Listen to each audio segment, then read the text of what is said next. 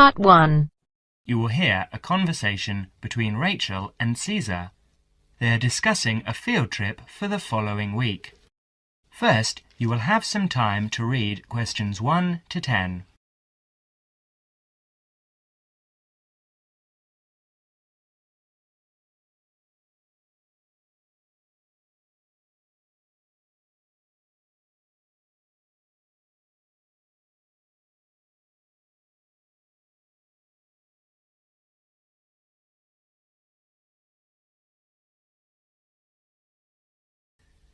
Now listen carefully and answer questions 1 to 7.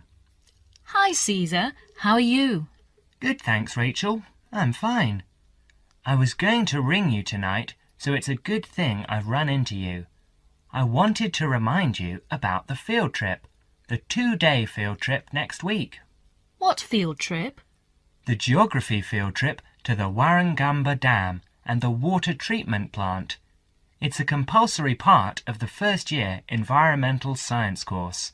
Didn't you know about it? No, I must have missed that piece of information. This is news to me. But give me the details, please. Sure. Well, we have to meet outside the library next Monday at 7 in the morning, or you can meet us at 7:45 at the bus station in time to catch the coach, which departs at 8 o'clock. Oh, all right. And how long does it take to get to this place? Well, once we're on the coach, it will take about 2 hours. No, actually more like 2.5 hours at that time of day. And it could take as long as 3 hours to come back the next day because of the evening traffic. And what's the purpose of the trip? Didn't you get the course outline? You don't seem to know anything about this course. Well, remember, I only started at the university a month ago, so I joined the course 2 weeks late, and I've been trying to catch up ever since. Oh, of course. Well, we spend the first day visiting the dam.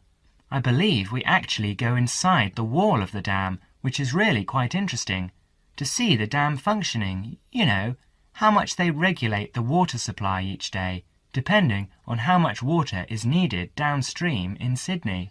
Oh, okay. And, so if this is a 2-day trip, where are we staying?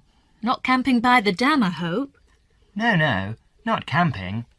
They do actually have some overnight cabins near the dam for visiting groups, but we're spending the night in a youth hostel in a town nearby. That's all been arranged by the university. And what about meals? Should we take our own food along? No, you won't need to do that. The hostel provides 2 meals, breakfast and an evening meal, and we can find a cheap place to buy lunch. Great. So, is this the only dam that supplies water for Sydney? There are a couple of others too, but this is the main one. Well, with a population of over 4.5 million people, I suppose we do use thousands of litres each day.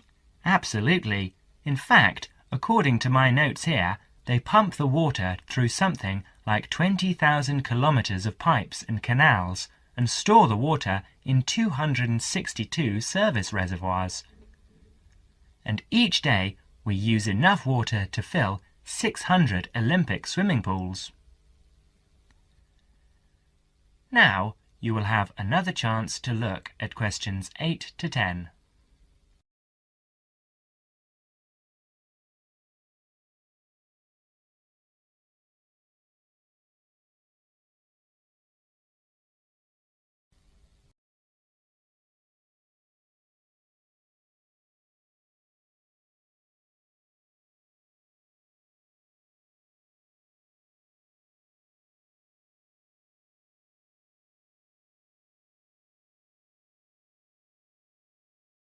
As the conversation continues, answer questions 8 to 10. And what's happening on the second day? Well, we're coming back to town and going to the water treatment plant to see how they purify the water for drinking. Oh, that should actually be quite interesting. I'll bring my camera. Yes, that's a good idea, because we're supposed to include original photos for the final piece of work at the end of the course. And make sure you bring a notebook and pen or pencil. OK, I'll do that. You'll probably need some good walking shoes and spare clothes too, and I would recommend that you bring a waterproof coat of some sort because the chances of it raining are pretty good next week. And a hat, perhaps. Sorry, no. I draw the line at a hat. Fair enough. And by the way, do you have a mobile phone? I do, actually. Well, bring that along, because that way we can keep in touch more easily. Provided that mobiles work up there, of course. That's a point. Do I need a map? No, I wouldn't bother. We won't need to do any map reading. OK then. See you on Monday, and thanks very much for letting me know. That is the end of part 1. You now have half a minute to check your answers.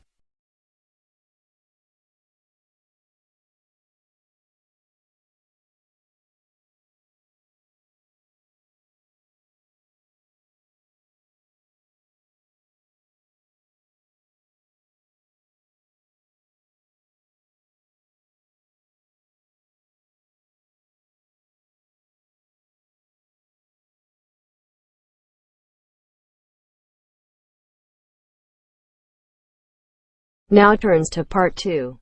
Part 2. You will hear an extract from a radio program called Consumer's Choice, which gives advice to consumers on how to make complaints. First, you will have some time to look at questions 11 to 20.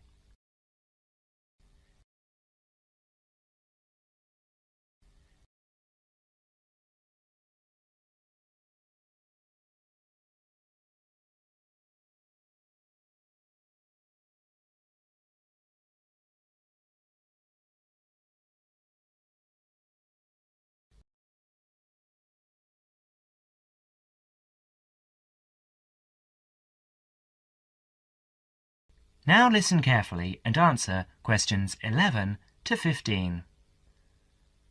Hello everyone! Welcome again to Consumer's Choice, which is the last in our present series. Isn't that right, Wendy? Yes, that's right. But we'll be back again after summer break with a new series. We'll tell you more about that later. But first, in today's programme, we start off with the missing photographs. We'll tell you a story of Miss Patty Ching, one of our listeners. We'll tell you how she has qualified for our Consumer of the Month award with her determination. Dennis? Thank you, Wendy. Well, Miss Patty Ching went on a holiday to Europe last month. This was her first ever trip abroad, and one for which she'd been saving for 10 years. Her tour took her around 12 countries in 21 days, and being a keen photographer, she took lots of photographs. 10 rolls of film, to be exact. About 360 photographs. When Patty got back home, she gave all her photos to top-class photo services for developing, and they vanished. She never saw them again. Of course, she was furious with the company and complained. They apologized and offered her compensation, 10 free rolls of film. This made her even more angry, and she rejected this completely inadequate offer and asked for $2,000. The company refused her request, so Patty wrote them a letter telling them to pay up in 10 days or she would take them to court. She received no reply, so she did take them to court.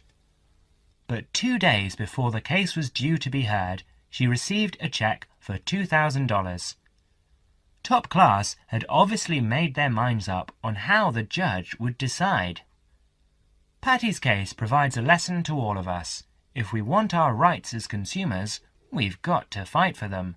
So for her determination and spirit, we name Patty our Consumer of the Month. Now you will have another chance to look at questions 16 to 20.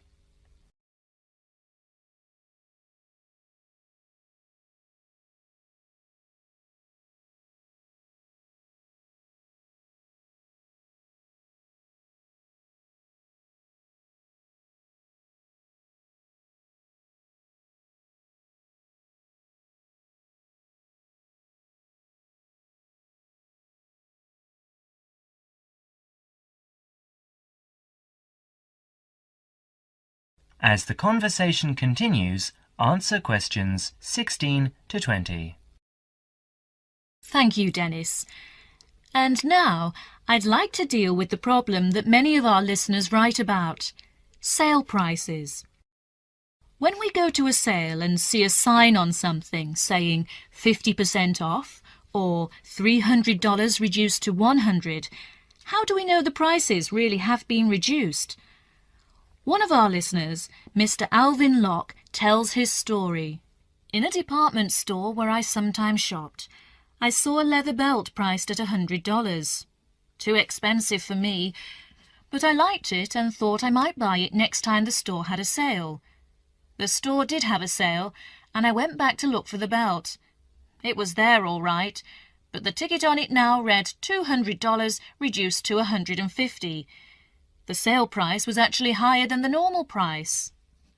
What can we as consumers do in a case like this? The answer to Alvin's question is that, at the moment, all we can do is to complain to the store's management and bring these cases to the attention of the public. Bad publicity might help to put a stop to this dishonest practice. Of course, making a fuss about faulty goods or bad service is never easy. Most people dislike making a fuss. But if something you have bought is faulty or does not do what was claimed for it, you are not asking for a favour to get it right. It is the shopkeeper's responsibility to take the complaint seriously and to replace or repair a faulty article or put right poor service, because he is the person with whom you have entered into an agreement. The manufacturer may have a part to play, but that comes later. So it's quite proper and reasonable to make a complaint about faulty goods or bad service.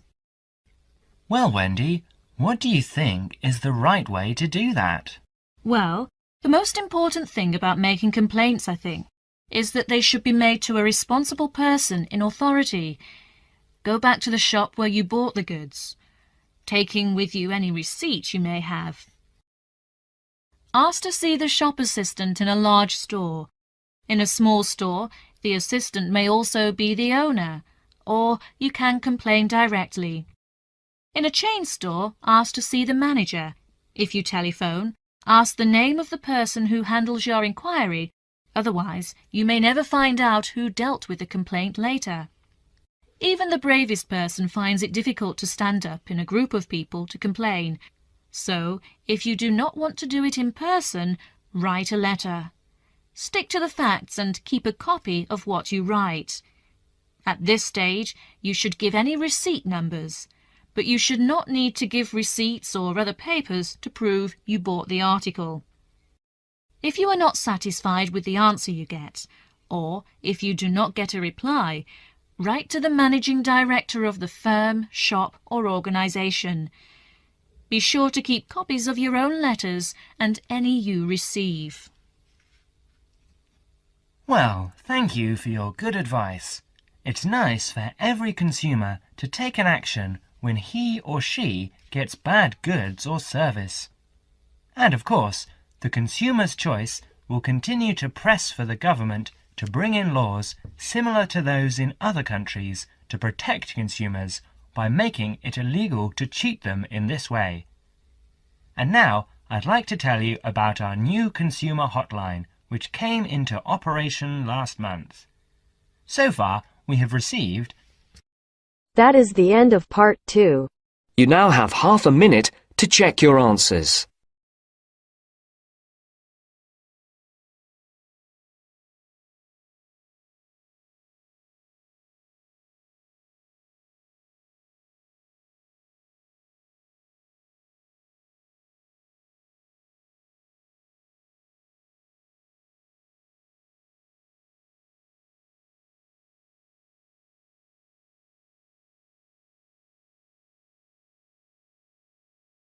Now turns to part 3.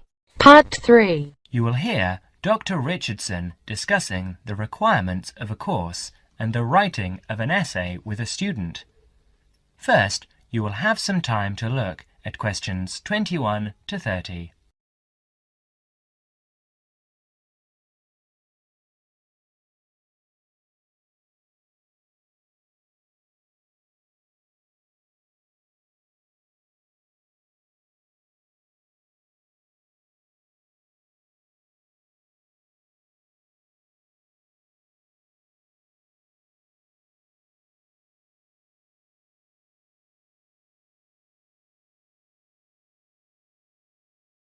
Now listen carefully and answer questions 21 to 28.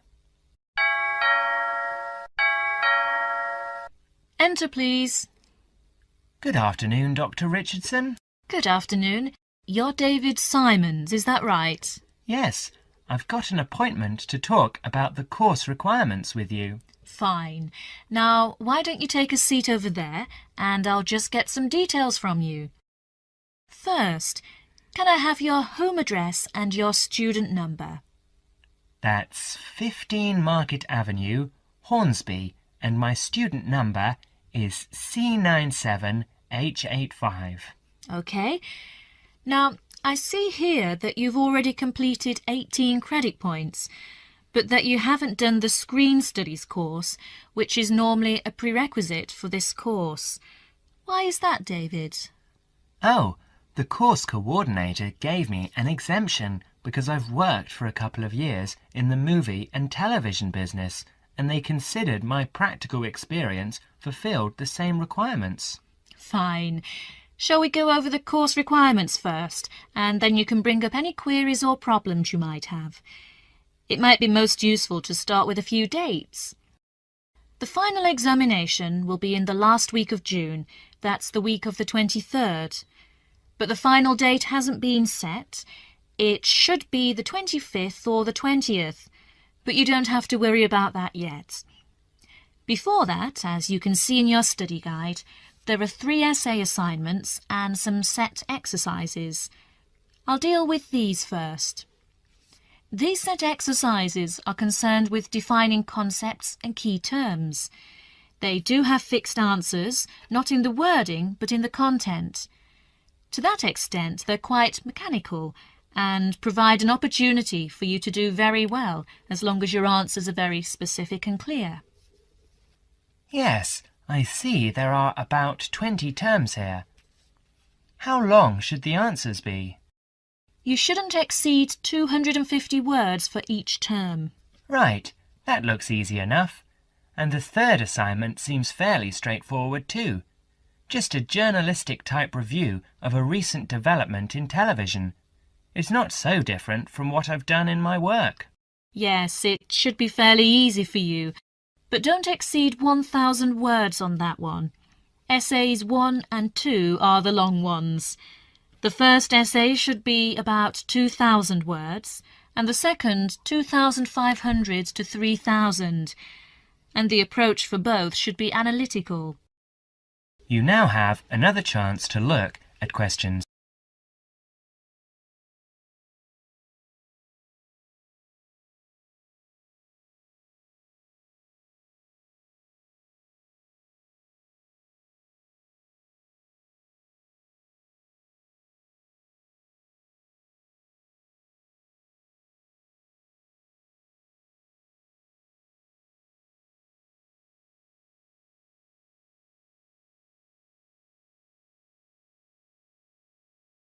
In the first one, your focus should be on TV and the audience, and you should primarily consider the theoretical issues, particularly in relation to trying to understand audience studies. In the second, I'll want you to focus on analysing television programmes. Should I concentrate on one particular type of programme for that? Not necessarily, but you must be careful not to overextend yourself here. A comparison between 2 programmes, or even between 2 channels is fine, or a focus on one type of programme such as a particular series works well here. So if I wanted to look at television news programmes, that would be okay? Yes, there would be no problem with that. In fact, it's quite a popular choice, and most students handle it very well.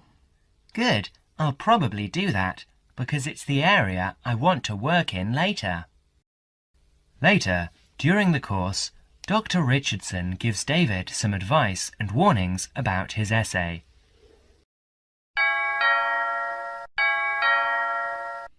Come in and sit down, David.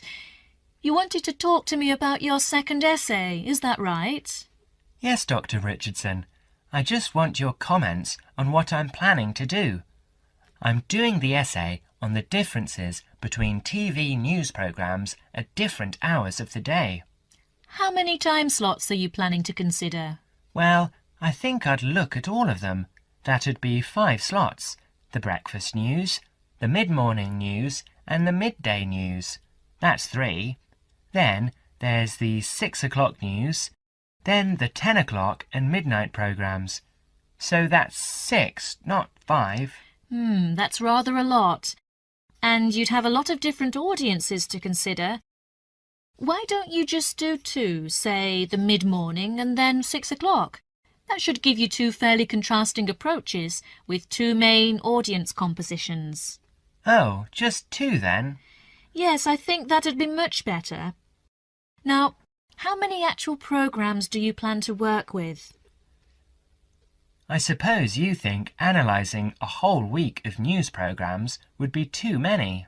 Well, that depends on how much of each programme. If you concentrate on one particular type of news item, say the sports news or local items, it might be all right. Yes, I can see that would be a good idea. I won't make a decision now before I collect a sample of programmes over a whole week. I'll look at them and see what items appear throughout the week. Yes, that's a sound approach. Now, we're getting close to the deadline. Can you finish it in time? Yes, I think so. I've completed the reading and I know what my basic approach is, so it's really just a matter of pulling it all together now. Fine, David. I'll look forward to reading it. That is the end of part 3. You now have half a minute to check your answers.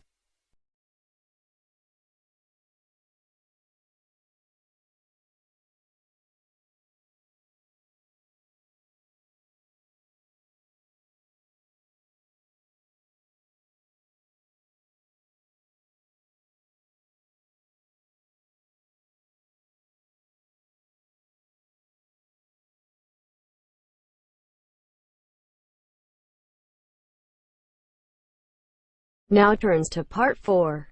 Part 4. You will hear an extract from a student's presentation about computer viruses. First, you will have some time to look at questions 31 to 40.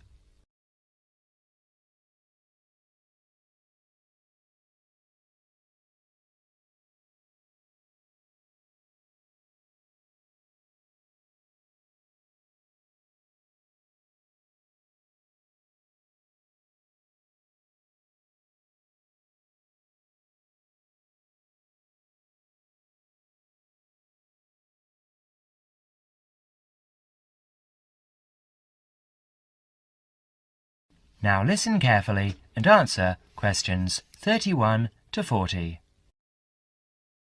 Well, good afternoon. Last week, we were looking at the positive effects that computers have had on our society. This week, we'll talk about one of the negatives, computer viruses. In today's session, John Upton will be sharing some of the findings of his research project. So, over to you, John. Thanks. Mr. Yardley asked me to talk to you about the project I did from last term. Actually, it's really very rewarding to do this research project about computer viruses. Okay, so what is a computer virus? Well, it is a software program that has been designed, tested and released by a human programmer with the single intention of corrupting and destroying useful programs. Put in simple terms, it's a way of causing lots of trouble for ordinary people just to be a nuisance. It's known as a virus because, although it's not a biological organism, it functions in a similar way, in that it seeks out a host, that is, a body in which to live and multiply, your computer, with the end result of destroying that host. Let's go back 50 years. In 1949, in the early days of computer technology, John van Neumann presented the first model of a computer virus program in his paper Theory and Organization of Complicated Automata. Soon after this paper was published, we find reference to a game known as Core Wars. Core Wars was initially created for intellectual entertainment by 3 Americans working on large mainframe computers. Remember, in those days computers were the size of a couple of rooms. By the 1980s, for the small sum of $2 postage, anyone could get details on how to play Core Wars, and very soon after, we see the emergence of a new pastime, one where people spent time creating programs that could escape the game and destroy other programs. In this way, the first computer viruses were born. Like their biological counterparts, computer viruses are picked up through casual habits. Virus programs are often intentionally placed within useful programs in the public domain, or they're included in software which is not official. That is software you might have acquired on the black market, which, of course, you don't do. It seems quite hard to believe that anyone would go to this level of deceit to intentionally corrupt the data of others, but the rise in the number of computer software infections and the amount of lost data that we are seeing these days is proof that these virus programmers are going to extremes to do just that. They are going out of their way to create programs that hide inside legitimate software applications and cause all sorts of errors that the average end user will then mistake for hardware failure. In other words, they will think that the problem lies with their own computer. So, what can we do to combat these people? Well, the first thing is to realize that virus programmers succeed because people are not always careful about where they get their programs from.